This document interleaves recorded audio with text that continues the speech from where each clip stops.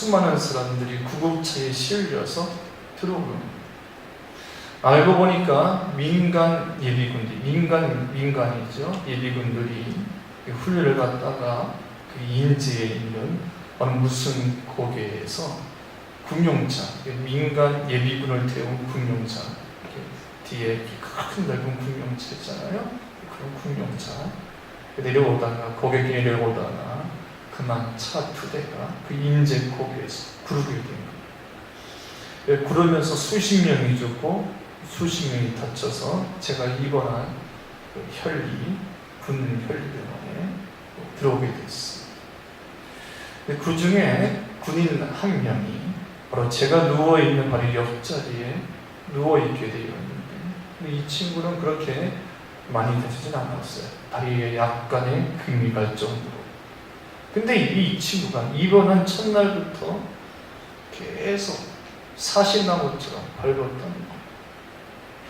알고 보니까 이 친구가 사고를 일으킨 거예요. 고객길에 내려올 때에 이 친구가 맨 뒤에 있었는데, 이 친구의 차가 앞차를 박으면서, 연달아 또 앞차를 박으면서, 그래서 차 두 대가 그 고객길에서 두 대가 굴러 죽은 겁니다.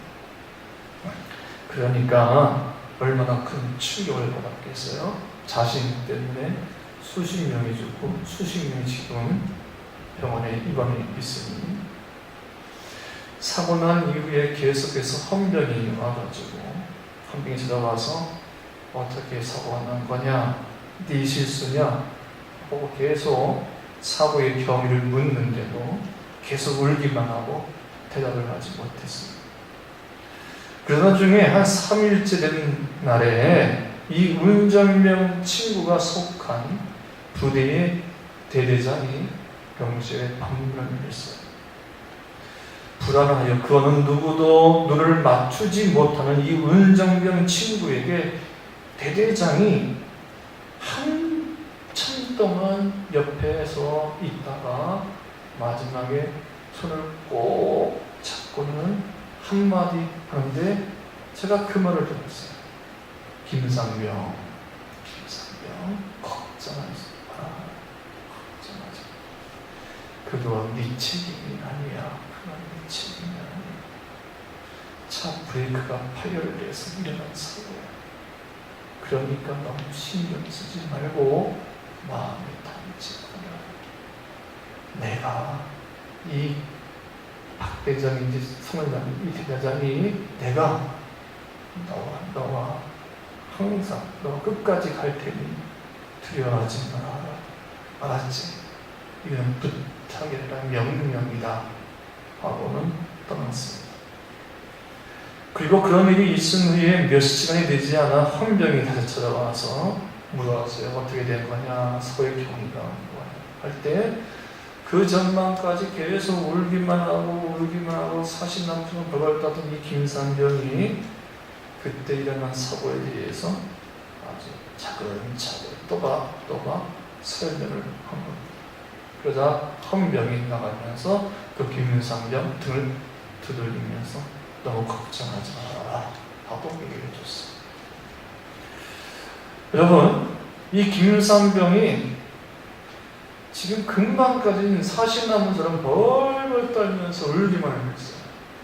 그러다가 대대장이 왔다가 떠난 지 몇 시간이 안 돼서 헌병이 묻는 질문에 또박 대답할 수 있었던 그 비결이 뭘까요? 그것은 나는 혼자가 아니구나. 나는 혼자가 아니구나. 지금까지는 혼자인 줄 알았는데 내가 혼자가 아니구나. 자신에 속한 대장이 여전히 자신을 신뢰하고 자신과 함께한다는 사실을 알고는 나는 혼자가 아니구나.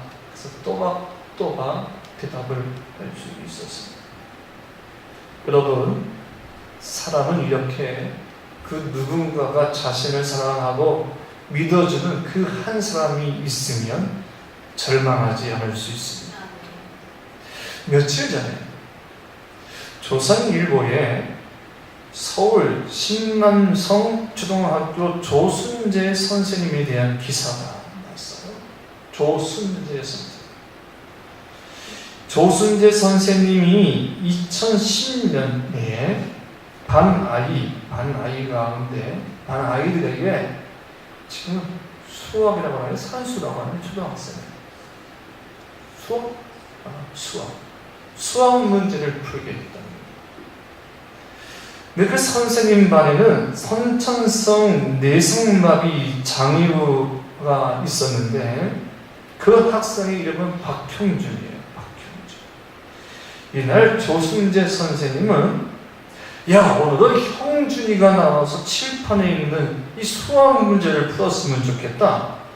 그러니까 주변에 있는 아이들이 하나같이 선생님, 형준이는요 저 문제 못 풀어요. 저 수학 문제 풀 수 없어요. 그러는 거예요.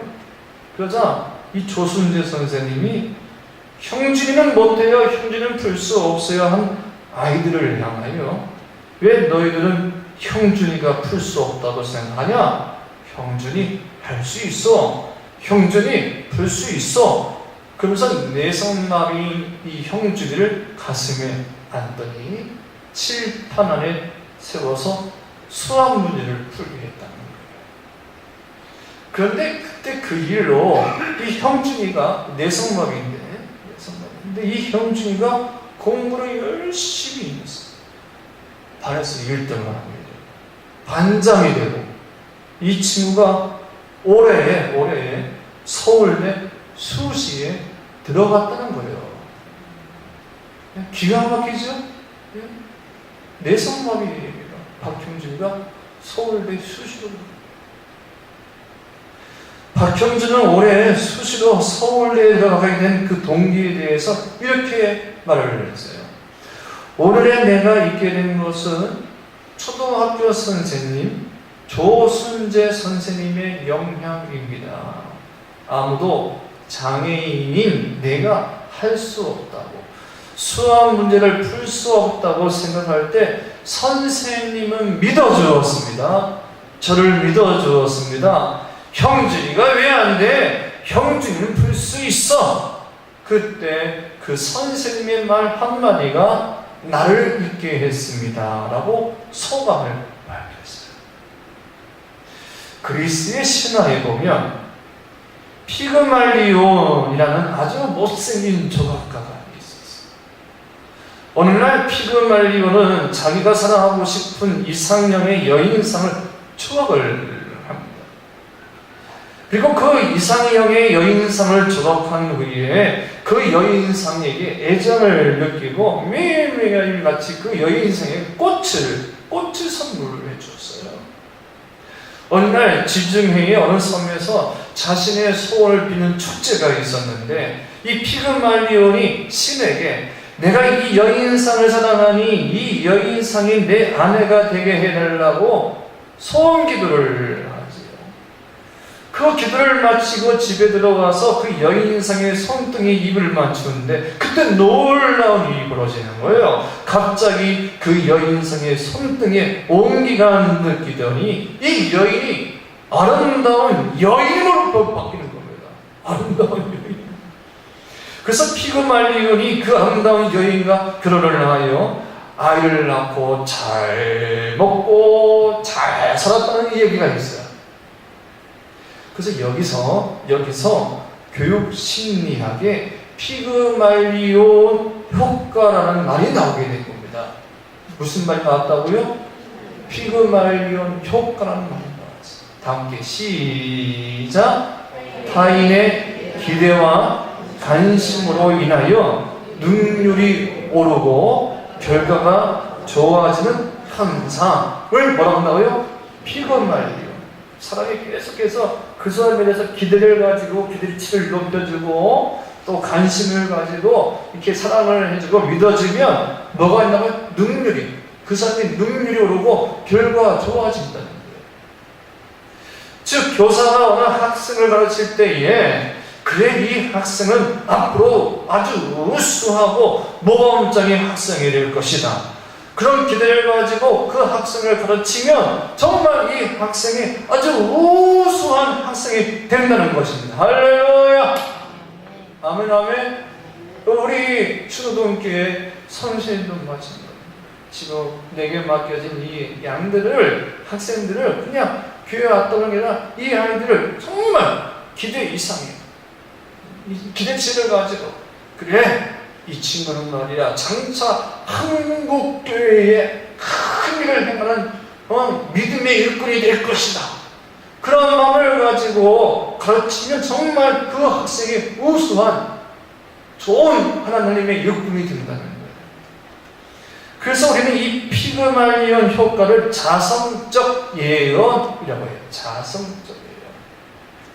내 스스로에게 그래, 나는 좋은 사람이야, 좋은 사람이 될 수 있어, 그래, 너는 할 수 있어, 이렇게 매일매일 자신에게 축복의 말을 하면 그 말이 이루어진다는 겁니다.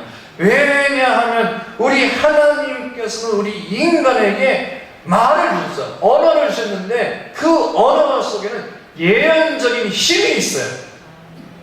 예언적인 능력이 있어요. 내가 믿음의 말을 하게 되면 믿음의 집을 짓게 되고, 사랑의 말을 하게 되면 사랑의 집을 짓게 되고, 내가 소망의 말을 하게 되면 소망의 집을 짓게 되고, 내가 큰 말을 하게 되면 큰 집을 짓게 되는 것입니다. 하나님이 우리 인간에게 언어를 근데 그 언어에는 능력이 있어요. 권세가 있어요. 예언이 있단 말입니다. 아멘, 아멘.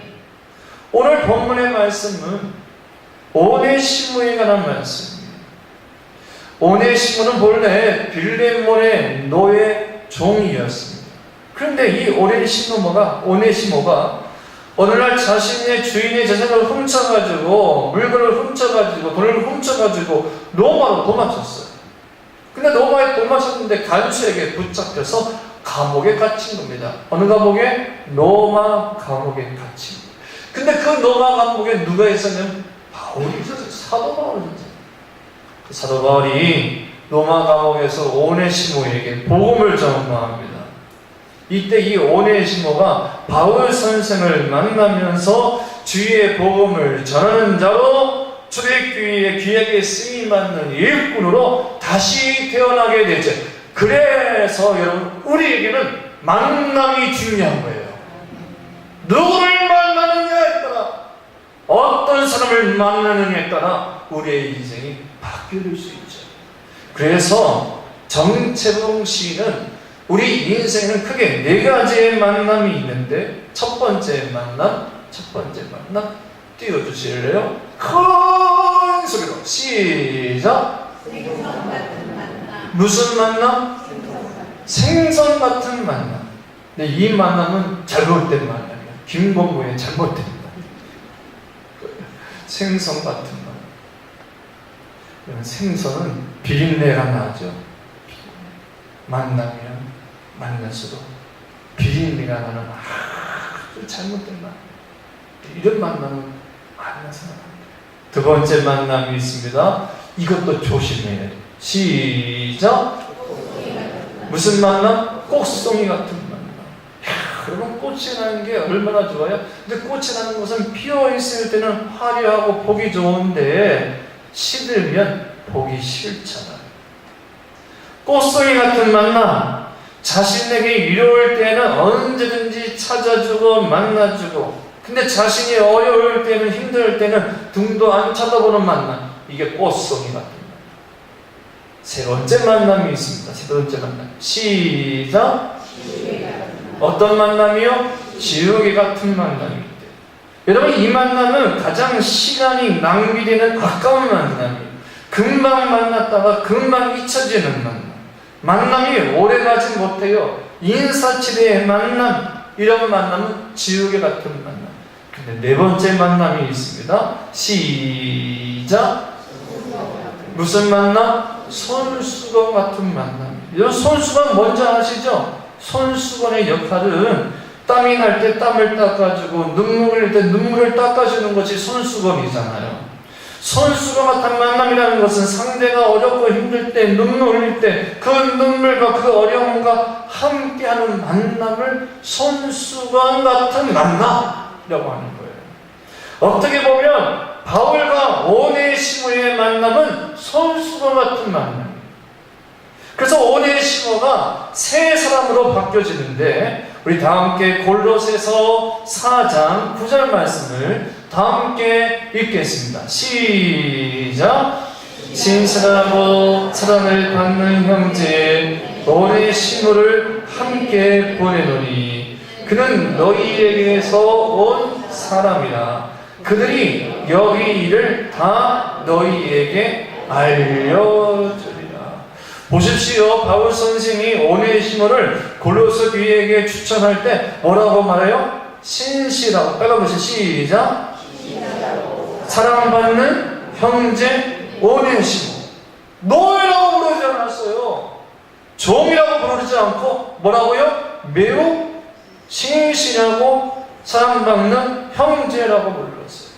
그리고 오늘 말씀 빌레몬서 1장 10절 말씀을 다 함께 읽겠습니다. 시작.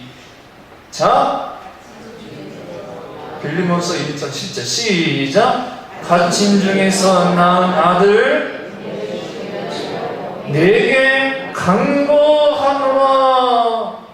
너에게서 도망쳐온 사람, 너에게서 물건 훔쳐 돈 훔쳐서 도망한 노예 이렇게 부르지 않고 내가 감옥에서 낳은 믿음의 아들 이렇게 불렀어요. 여러분, 같은 말이라도 어떤 말이고 듣기 좋아요? 네? 너희 집에서 어마하게 물건 훔쳐 도둑놈, 근데 도둑놈 이렇게 부르지 않고 믿음 안에서 다시 태어난 아들. 아멘, 아멘. 우리 자꾸 옛날 과거 얘기하면서 왜 그런 시기가 도둑질했다. 과거에 나쁜 걸 훔치면서 막 그래요. 근데 지금 바울 선생님은 그 얘기 하잖아요. 하지 않고 어떻게 믿음 안에서 다시 태어난 내 아들. 소파 방장한 선생님 여러분 잘 아시죠? 어느 날 새벽에 소파 방장한 선생님 댁에 강도가 들어왔어요. 강도가 자는 사람들 다 깨워놓고 칼을 들이대면서 돈 내놔! 돈 내놓지 않으면 다 죽는다! 하면서 협박을 했어요. 그래서 소파 방장한 선생님이 이렇게 뒤져보니까 390환이 있는 거예요. 그 390판을 강도에게 주었답니다. 돈을 받은 이 강도 문을 열고 나가려는데 소파 방장한 선생님이 야, 이 사람아, 돈을 받았으면 고맙다라고 인사를 해야지 그냥 가면 어떡해? 하니까 강도가 어이가 없는 거야. 강도가 어이가 없어. 그래서 하도 어이가 없어서 고맙다! 하고는 나갔답니다. 근데 이 강도가 얼마 안 있어서 승려에게 붙잡혔어요. 승려에게 붙잡혀서 보니까 390판이 있게 너 이거 어디서 훔쳤느냐? 하니까 이 강도가 내가 저쪽에 있는 그 소파 방장한 선생님에게서 훔쳤다고 실토를 벌였어요. 그래서 경찰이 그 강도를 데리고 방장한 선생님 집에 왔습니다. 방장한 선생님이 끌려온 이 강도 승려이 물었어요. 선생님, 돈을 잃어버렸습니까? 그럴 때에 방장한 선생님이 이렇게 얘기했대요. 저 사람은 강도가 아닙니다. 저 사람은 도둑이 아닙니다. 저 사람은 우리 집에 찾아온 손님입니다. 저는 그 손님에게 약간의 여비를 준 것뿐입니다.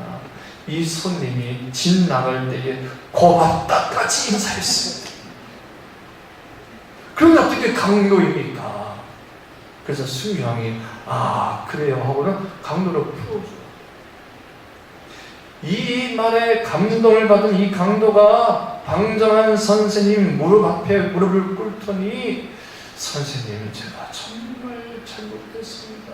큰 죄를 지었습니다. 용서해 주세요 하니까 자네 어디 갈 데는 있는가? 없습니다. 그럼 우리 집에서 나와 사세. 내 제자가 되려. 그래가지고 한평생 소파 방정한 선생님을 모셨다는 거야. 여러분, 내가 예수 믿어 내가 변화되었듯이 다른 이들도 예수 믿으면 얼마든지 변화되어지고 중생되어지고 새로운 사람이 되어 큰 일꾼이 될 수 있다는 것을 믿어야 합니다. 내가 예수 믿어서 내가 이 자리에 올라왔듯이 여러분이 가르치는 그 학생들이 예수님 만나고 하나님 만나고 성령 충만하면 나중에 큰 일꾼이 될 수 있다는 것을 믿어야 합니다. 내가 예수 믿어 변화되어 구원받았듯이 오늘도 그 누군가가 예수 믿으면 구원받은 사실을 믿을 수 있어야 합니다. 분명히 오네시모는 노예였어요. 쓸모없는 자였어요. 강도였어요. 그러나 바울은 오네시모를 믿었어요. 그가 예수 믿기만 하면 새 사람이 되어 큰 일을 행할 수 있는 사람이라는 것을 믿었어요. 그래서 뭐라 불러요? 그를 신실하고 사랑받는 형제. 바로 이들은 종, 노예, 도둑 이렇게 부를 때 바울 선생은 도둑이라고 부르지 않고 어떻게 해요? 나의 신실하고 사랑받는 형제. 내 믿음 안에서 낳은 아들이라고. 여러분 꼭 기억하십시오. 사람이 언제 바뀌고 언제 달라지는가 하면은 믿어줄 때입니다. 봅시다. 믿어줄 때, 큰 소리로 믿어줄 때 변화되어집니다. 믿어줄 때 놀라운 역사가 나타나고, 믿어줄 때 변화가 일어나고, 믿어줄 때 중생의 역사가 나타나고, 믿어줄 때 성령의 역사가 이루어지는 거예요. 믿어줄. 제가 여러분이 꼭 추천해주고 싶은 책이 있어요. CEO가 되는 길이라는 책이 있어요. 이 책은 세계 최고의 CEO가 되는 사람들의 이야기를 소개하고 있는데요. 이 책 한가운데 보면 잭 윌치라는 사장에 대한 이야기가 있습니다. 잭 윌치, 우리나라 세계 아주 전기회사의 부자지요. 거부입니다. 학자이면서 최고 경영자이면서 부자인데 그가 이런 말을 했어요. 내가 오늘 이렇게 최고, 세계의 최고 CEO가 된 것은 진실과 투명성, 그리고 또 하나가 있습니다. 어머니의 믿음입니다. 누구의 믿음? 어머니. 어머니가 항상 믿어줬다. 제 너는 할 수 있어. 제 너는 그 어떤 일을 해도 잘 할 수 있는 능력이 있단다. 어머니가 항상 믿어줬대요. 다른 사람들은 안 믿어주고 다른 사람은 지질이 동영상이라고 할 때 어머니는 늘 항상 믿어줬대. 자신을 믿어주고 자신의 능력을 믿어주고 자신의 재능을 믿어주고 자신의 앞길을 믿어주었대. 그 어머니 믿음으로 말미암아 용기가 생겨서 오늘의 내가 최고의 CEO가 되었다. 여러분, 믿음은요 능력입니다. 여러분, 믿음은 지혜입니다. 믿음은 힘입니다. 새 사람을 되게 하는 새로운 역사를 일으키는 능력입니다. 믿어줘야 되는 거예요. 믿어줘야 돼요. 교육학에 보면 이런 말이 있습니다. 눈칫밥 먹고 자란 아이, 사랑을 받지 못하고 자란 아이들은 절대 큰 일을 이룰 수 없다. 그런 말이 있어요. 무슨 밥 먹고 자란 아이? 눈칫밥 먹고 자란 아이들은 큰 일을 이룰 수 없다. 믿어줘야 돼요. 믿어줘야. 할렐루야. 아니, 한 주, 한 2주 만에 보니까 다들 이렇게 소리가 적대요. 큰 소리로 아멘. 말에는 아멘에는 능력이 있어요. 그래서 저는 결혼 주례할 때에 주례할 때 못하면 인사하고 올 때 제가 이런 말을 해줘요. 신랑 신부에게 꼭 남편의 지갑 또 남편의 핸드폰, 아내의 지갑, 아내의 핸드폰 확인하지 말라. 왜 쓸데없이 남편의 핸드폰 몰래 보는 거야? 그 이상한 여자에게 문자가 오지 않았나? 여러분, 이게 신뢰를 깨뜨려. 믿어줘야 돼요. 아멘 안 한 사람이 다 몰래 훔쳐뒀구나. 믿어줘야 되는 거예요. 믿어줄 때 거기서 구원의 역사가 있거든요. 오늘 본문의 말씀을 보면 사도 바울은 오네시모를 하는 사람을 믿습니다. 비록 다가오는 너예요 강도였으나 믿었어요. 오늘 예수를 믿고자 하는 그 모습, 복음을 받아들이고자 하는 그 모습을 믿었어요. 그래서 너희에게서 온 사람이요 신실하고 사랑받는 형제, 믿음의 아들이라고 믿어주고 심지어 그를 향하여 이렇게 이야기합니다. 12절 말씀 다 함께 시작. 내게 그를 돌려보내니 그는 내 뭐라고요? 바울 선생의 신복이라는 말은 헬라어로 스플랑크나라는 말. 뜻은 내장, 간장이라는 뜻이에요. 여러분, 내장 없이, 간장 없이 사람이 살 수 있어요? 없어요? 못 살아요.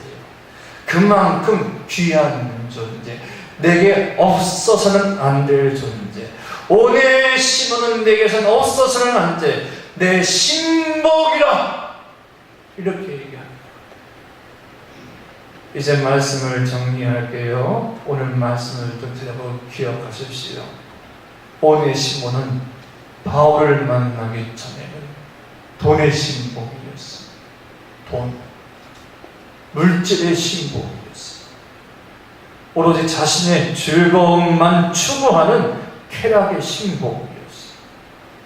그러나 로마 감옥에서 바울 선생을 만남으로 바울의 사랑을 받고 바울의 믿음을 얻음으로 그의 생애가 완전히 달라지는, 역전되어지는 하나님의 일꾼, 저에게 쓰임받는 주의 종이 되지. 저희는 무익하였으나 유익한 사람으로, 여러분, 이게 복음의 능력이요 믿음의 능력입니다. 저는 여러분 모두가 돈의 신복, 물질의 신복이 아닌 하나님의 신복이 되기를 바랍니다. 그리고 오늘 이 시대에, 우리 신동교회 다음 세대들이 하나님의 충성된 하나님의 신복이 되기를 바랍니다. 그러려면 믿어줘야 돼요. 아멘. 우리 신동교회 어린아이가 축복해 주고 큰 인물이 될 수 있을 거라고 믿어줘. 다른 사람들은 안 믿어줘도, 그들의 어미와 아버지는 안 믿어줘도 여러분 선생님이 믿어집니다.